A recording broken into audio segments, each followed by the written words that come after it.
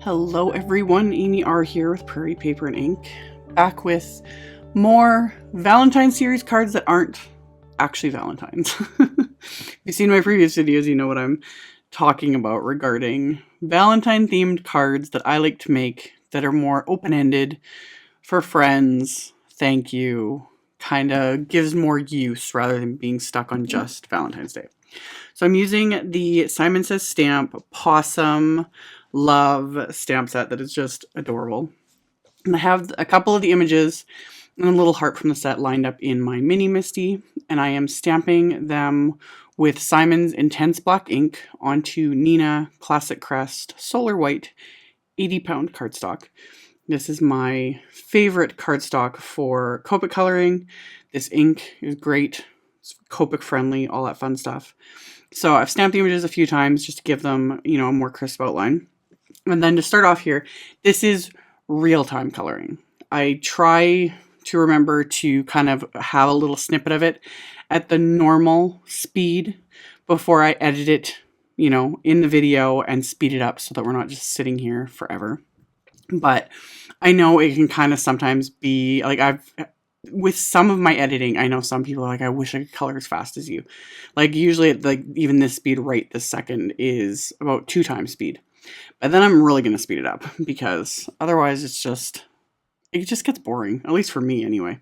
So I've sped it up, but I've kept the coloring pretty simple. These images kind of lend themselves to simpler coloring. Plus, I just thought they would look cute in like softer colors. And I want the rainbow paper I'm going to use in a bit to kind of stand out as well. So I used lighter browns for my puppy dog. And then for these cats, I'm just using warm grays. Again, keeping them fairly light. I think the darkest I use is like W3. Yes, W3. So, and then just working my way darkest to lightest like I tend to do. Like I always mention though, if you are newer to alcohol marker coloring, specifically Copics, usually you want to go lighter to darker. It gives you a lot more control because that's a thing you cannot take away very often if you've put too much dark down, like to lighten it up and whatnot. Whereas like going lightest to darkest, you have way more control. You can layer a lot easier. I just do darkest to lightest because it is pure laziness. And for me, it's just become a habit, not even just laziness, because I do enjoy the coloring process. It has become such a habit that I think darkest to lightest now. It's almost harder for me to go the opposite way. So anywho, kept the colors really simple. The reds I'm kind of matching to the red in the Lawn Fun pattern paper. So I did the R27, R24, and R22, which just ends up being just kind of a softer, lighter shade of that. And then once I was done all my coloring, I grabbed a scrap of black cardstock, and I'm going to stamp some of the sentiments from the Pawsome Love stamp set onto this black cardstock with Simon's clear embossing ink. So I used my anti-static powder tool first, brushed off the excess, and then stamped the sentiments with the clear embossing ink. I'm going to coat these with Simon's detail white embossing powder. Once I have all these coated, I can melt these with my heat tool. And all of these sentiments have coordinating wafer dies in the coordinating set. So there's wafer dies for the little characters and whatnot, but there's also wafer dies for these sentiments, which I love. I know I sound like a broken record, but I just love having the coordinating wafer dies for all the things. It's just what I like. So I heat emboss them. I'm going to tape down the coordinating wafer dies with just washi tape. The one little love you sentiment, I'll have to die cut twice because there's only the one wafer die for that. But I'm going to run that through, and I've also taped the wafer dies for my little characters. Run those through my die cut machine. And then I'm just using one piece of pattern paper from the Lawn Fawn Really Rainbow 6x6 pack. After I did my previous Valentine video, I started, of course, my brain, keeps going. And then I was looking at this pattern paper and I was like, ooh, I could do a similar idea. Like basically get 2 backgrounds out of one piece of pattern paper. So I'm using Simon's largest rectangle wafer die. It's an A2 sized wafer die. So it's going to cut the A2 size piece. And then at the same time, I had already layered one of the nested heart wafer dies. And then just used my washi tape to hold them in place, ran it through. So then I've got both my backgrounds die cut ready to go.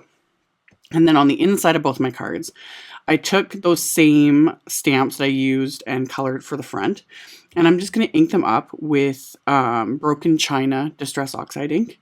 Just kind of matches one of the blue shades in the pattern paper.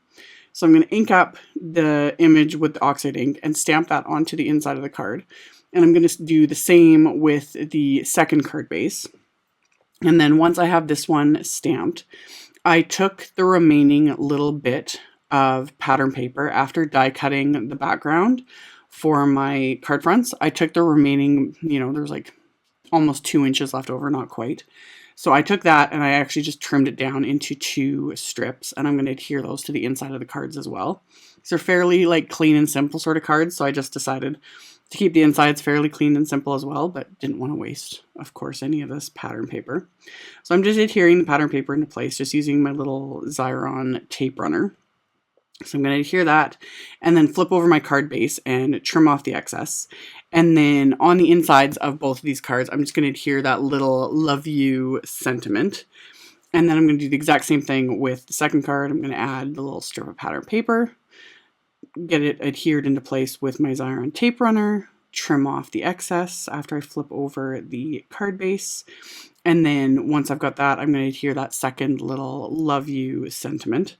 And I like that one too because it says like love, L-U-V, love. So again, it's a little less intense. Nice one you can send to anyone rather than, specifically love, love. I've been watching a lot of Friends lately. Things mean, reading too much into all the things. It's just kind of stuck in my head. So anywho, for both these cards, the layout is the same. I'm going to adhere the heart die cut to the one card and then the outline frame to the other. And for both of my little sets of characters, I'm just going to pop them into place with a little bit of thin 3D foam square, so it gives them that little bit of dimension.